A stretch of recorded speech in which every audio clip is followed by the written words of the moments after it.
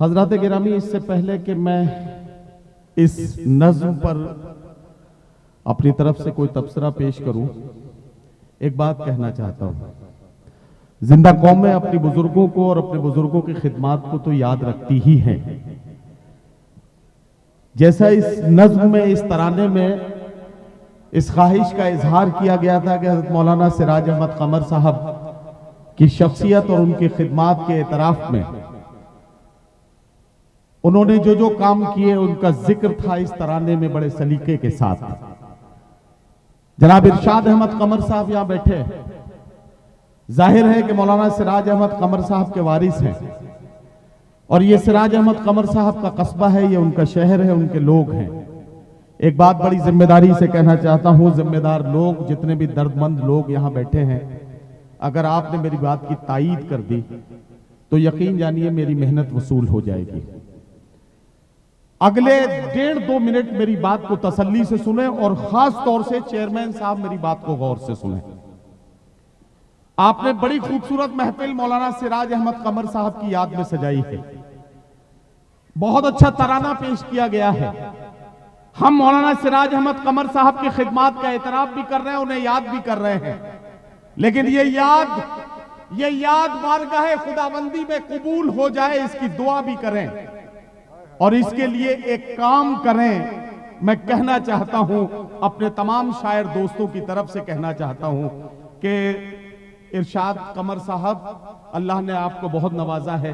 अल्लाह ने इस शहर के, इस कस्बे के पहले नागरिक होने का एजाज आपके हिस्से में लिखा है। एक काम कीजिए, आपके कस्बे में कितने वार्ड हैं? 19 वार्ड हैं। अपने मेंबर साथियों की मदद लीजिए। इसमें 19 वार्डों में ऐसे 19 बच्चों को चिन्हित कीजिए, उनको आइडेंटिफाई कीजिए, उनको निकालिए जो अलग अलग मोहल्लों में रहते हो, किसी भी मजहब, किसी भी जात बिरादरी के हो। अगर गरीबी की वजह से उनकी पढ़ाई रुक रही है तो खुदा के वास्ते अपने वालिद की याद में उन बच्चों की पढ़ाई लिखाई का इंतजाम कर दीजिएगा। अगर आपने ऐसा किया तो हमें लगेगा कि आपने अपने वालिद को खिराज अकीदत पेश की। अगर आपने ये किया तो हमें लगेगा कि आपने अपने वालिद की याद में एक ऐसी शुरुआत की है कि फतेहपुर जब तक रहेगा, फतेहपुर के लोग आने वाले सियासी लोगों को याद दिलाते रहेंगे कि अगर खिदमत करना है तो ऐसे खिदमत करो। खिदमत करने से पहले कभी ये मत देखो कि सामने कौन से मजहब का मानने वाला खड़ा है, कौन सी बिरादरी का मानने वाला खड़ा है, कौन सी मोहल्ले का मानने वाला खड़ा है। अगर जरूरतमंद है, अगर गरीब है तो उसकी तालीम के लिए आपको आगे आना पड़ेगा और ये जिम्मेदारी आपको उठानी पड़ेगी। मैंने अपने दिल की बात कह दी है, लेकिन बात तब तक मुकम्मल नहीं होगी जब तक जनाब इरशाद अहमद कमर साहब माइक पर आकर इस बात का ऐलान नहीं करेंगे। क्या आप मेरा साथ देने के लिए तैयार हैं? तो मैं अगले 2 मिनट के लिए जनाब इरशाद अहमद कमर साहब, चेयरमैन आदर्श नगर पंचायत फतेहपुर को माइक पर बुला रहा हूं, जो आकर अपने वालिद को खिराज अकीदत पेश करेंगे और आपसे ये वादा करेंगे कि अगले आने वाले 5 साल जो आपकी खिदमत कर रहे हैं वैसे तो करते ही रहेंगे, लेकिन इन 5 सालों में अगर हर साल 19 बच्चों के लिए 19 गरीब बच्चों की तालीम का इंतजाम हो गया तो यकीन जानिए इस कस्बे में एक अच्छा माहौल बनेगा। इस बात के लिए आपकी तालियां मेरे साथ उठे, तब मैं जनाब इरशाद अहमद कमर साहब को माइक पर आवाज दूं। तशरीफ लाएं। क्या कहने हैं भाई? वाह वाह वाह वाह वाह भाई, क्या कहने? जिंदाबाद जिंदाबाद। अस्सलामु अलैकुम, नमस्कार। आज की इस महफिल में जो मेरे वालिदे मरहूम के नाम से मंसूब है और जहाँ तक के मैंने पहले भी अपने तमाम इंटरव्यू में कहा है कि यह प्रोग्राम मेरे लिए कवि सम्मेलन और एक मुशायरा नहीं, ये मेरा जज्बाती प्रोग्राम है, मेरा इमोशनल प्रोग्राम है। और मैंने जो कोशिश की, जिन मेहमानों को बुलाना चाहा, अल्लाह का करम उन तमाम मेहमानों ने मुझे मौका दिया और मेरे प्रोग्राम में आकर मेरी हौसला अफजाई पढ़ाई। मेरे दरमियान समाजवादी पार्टी के जिला अध्यक्ष मेरे भाई हाफिज अयाज साहब मौजूद हैं। हमारे दूसरे भाई मेजर दानिश इदरीसी साहब, जिनसे आज मेरी पहली मुलाकात है, फ़ोन पर राब्ता रहा लेकिन मेरी पहली मुलाकात है और मैंने दावत दी, वो तशरीफ़ लाए। हमारी देवा नगर पंचायत के चेयरमैन भाई हारून वारसी साहब, बंकी नगर पंचायत के चेयरमैन छोटे भाई इमरान अहमद साहब और दरियाबाद नगर पंचायत के चेयरमैन शादाब भाई और जैदपुर के नगर पंचायत अध्यक्ष जो किसी काम से अभी चले गए हैं, दाऊद अलीम साहब भी अभी मौजूद थे। हमारे तमाम सभासद राहिल भाई और तमाम सभासद साथी, और हमारे सामने हमारे बहुत ही अजीज बाराबंकी जेल के डिप्टी जेलर श्यामा चरण जी, इमरान प्रधान जी, हाजी सलीम साहब, हाजी अब्दुल मन्नान साहब। और मैं चाहता तो ये था कि मुझसे पहले मेरे बड़े भाई मौलाना मिराज अहमद कमर बोलते, लेकिन चूंकि वक्त की कमी है तो मैं उनसे भी माजरत करता हूँ। और हिंदुस्तान के नहीं बल्कि आलमी सतह के तमाम शुरा कराम, मैं सबका इस्तकबाल करता हूँ, आप सबका इस्तकबाल करता हूँ। और जो अब अभी नाज़िम मुशायरा मेरे भाई नदीम फर्रुख साहब ने कहा है कि 19 वार्ड है, 19 बच्चों कुछ देख लिया जाए और उनकी तालीम का बंदोबस्त किया जाए, तो मैं बाखुदा इस बात का ऐलान करता हूं अल्लाह को हाजिर नाजिर करके कि इस इंतजाम को मैं करूंगा।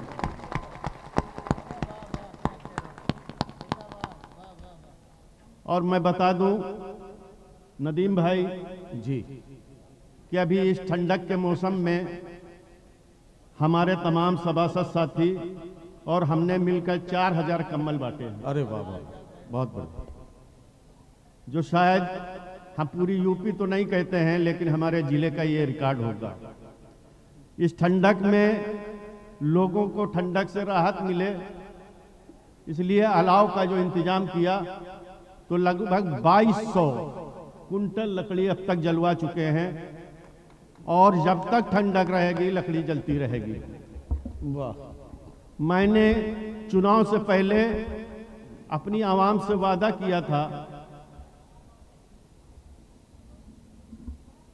कि अगर मैं कामयाब हो गया तो कस्बे को एक पार्क, एक शादी घर, एक प्लेग्राउंड ये देने का मैंने वादा किया था।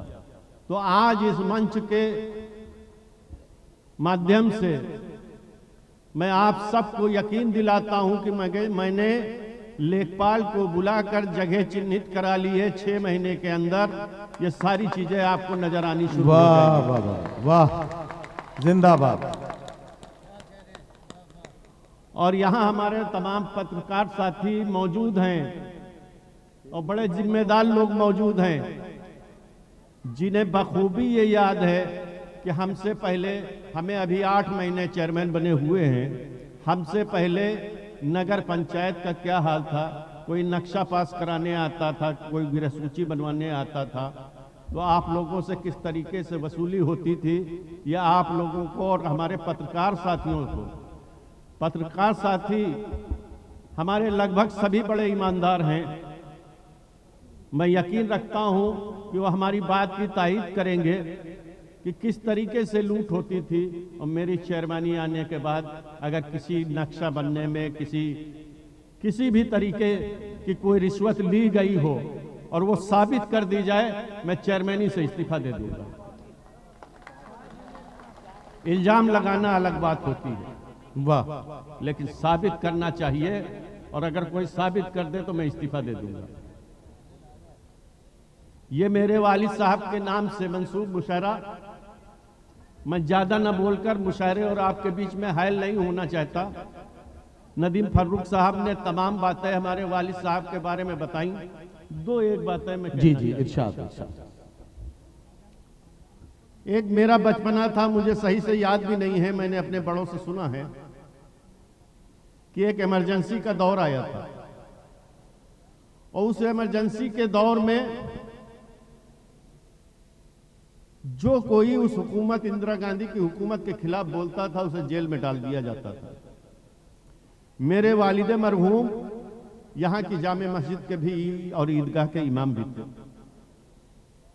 हमारे वालिद साहब ने जामे मस्जिद में अपने खिताब में इमरजेंसी के खिलाफ जो शरई तरीके से बोलना था वो बोले और उसके बाद नमाज के बाद जब घर पहुंचे तो पीछे से फोर्स पहुंच गया और वालिद साहब को गिरफ्तार कर लिया गया। और गिरफ्तारी का जैसे ही आवाम के दरमियान मैसेज पहुंचा तो थाने को चारों तरफ से इस जवार और इस कस्बे के हिंदू और मुसलमानों ने घेर लिया। वाह! और उस वक्त तक घेरे रखा कि जब तक मेरे वालिद साहब को डीएम और एसपी साहब को छोड़ने का ऐलान नहीं किया। जब वालिद साहब को छोड़ दिया तो वो आवाम अपने कांधों में बिठाकर हमारे घर तक लेके आई। दूसरा वाकया, एक बार रबीउल अव्वल का जुलूस और एक रामडोल का जुलूस एक ही दिन था और रबीउल अव्वल का जुलूस जो सरकारी रिकॉर्ड होते हैं उन रिकॉर्ड में दर्ज था, लेकिन वो रामडोल का जुलूस उस रिकॉर्ड में दर्ज नहीं था। मुल्क के हालात अच्छे नहीं थे। प्रशासन ने उस रामडोल के जुलूस को निकालने की इजाजत देने से मना कर दिया, कहा चूंकि ये मेरे रिकॉर्ड में दर्ज नहीं है। बहुत से कस्बे के जिम्मेदारान ने प्रशासन पर दबाव बनाने की कोशिश की, लेकिन प्रशासन टस से मस नहीं हो रहा था। हमारे बुजुर्ग के चाचा मौजूद हैं और जो पुराने लोग हैं वो इस वाकये से वाकिफ हैं। अगर मैं गलत बयानी कर रहा हूं तो मुझे टोक दीजिएगा। जब प्रशासन किसी कीमत पर इस बात को तैयार नहीं हो रहा था कि ये रामडोल का जुलूस हमारे रिकॉर्ड में दर्ज नहीं है, मैं नहीं निकालने दूंगा, उस वक्त जब मेरे वालिद साहब को ये इत्तला मिली तो वालिद साहब ने एसडीएम साहब से, डीएम साहब से और प्रशासन के लोगों से बात की कि मैं अपने बचपन से ये देखता चला आ रहा हूं कि ये रामडोल का जुलूस निकलता चला आ रहा है। आपके रिकॉर्ड में दर्ज हो या ना हो मैं इस बात को नहीं जानता, लेकिन मेरे कस्बे में ये जुलूस निकलेगा। प्रशासन ने मेरे वालिद साहब के सामने एक शर्त रखी कि मौलाना अगर ये जुलूस निकलेगा, आप कह रहे हैं, तो इस जुलूस के आगे आपको चलना होगा। मेरे वालिद साहब ने कहा मुझे इस रामडोल के जुलूस के आगे चलने में कोई हिचकिचाहट नहीं, मैं चलूंगा, लेकिन मैं अपने कस्बे की गंगा जमनी तहजीब को टूटने नहीं दूंगा और वो उस जुलूस के आगे चलेगा। मैं उस घराने से ताल्लुक रखता हूं। मुझे फख्र है कि मैं बहैसियत चेयरमैन आपके दरमियान माइक पे खड़ा हूं। इस बात की मुझे खुशी नहीं है। फख्र इस बात का है कि मैं 54 वर्ष की उम्र में आज भी अपने वालिद मरहूम मौलाना सिराज अहमद कमर की औलाद के नाम से पहचाना जाता है।